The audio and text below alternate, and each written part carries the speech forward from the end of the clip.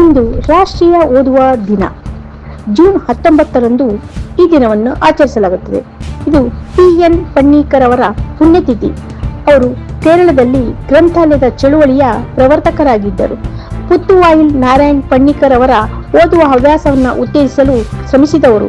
ಈ ದಿನವನ್ನು ಓದುವ ಮಹತ್ವವನ್ನು ಸಾರಲು ಮತ್ತು ಸಾಕ್ಷರತೆಯನ್ನು ಉತ್ತೇಜಿಸಲು ಆಚರಿಸಲಾಗುತ್ತದೆ. So reading is very important. Nowadays we got the knowledge, but knowledge is superior in the world. How can we got the knowledge? With the help of reading. Reading is only face.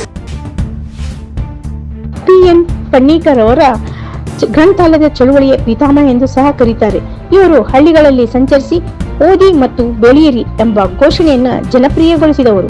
ಇವರ ಪ್ರಯತ್ನದಿಂದ 1991ರಲ್ಲಿ ಕೇರಳವು ಭಾರತದ ಮೊದಲ ಸಂಪೂರ್ಣ ಸಾಕ್ಷರ ರಾಜ್ಯವಾಯಿತು.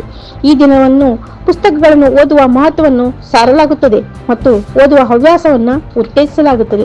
ಓದುವುದರಿಂದ ಎಷ್ಟೊಂದು ಪ್ರಯೋಜನಗಳಿದೆ ಎಂದರೆ, ಓದುವಿಕೆಯಿಂದ ಶಬ್ದಕೋಶ, ಏಕಾಗ್ರತೆ, ಆಲಿಸುವ ಕೌಶಲ್ಯ, ಸಂವಹನ ಕೌಶಲ್ಯ ಇವೆಲ್ಲವೂ ಸುಧಾರಿಸುತ್ತದೆ.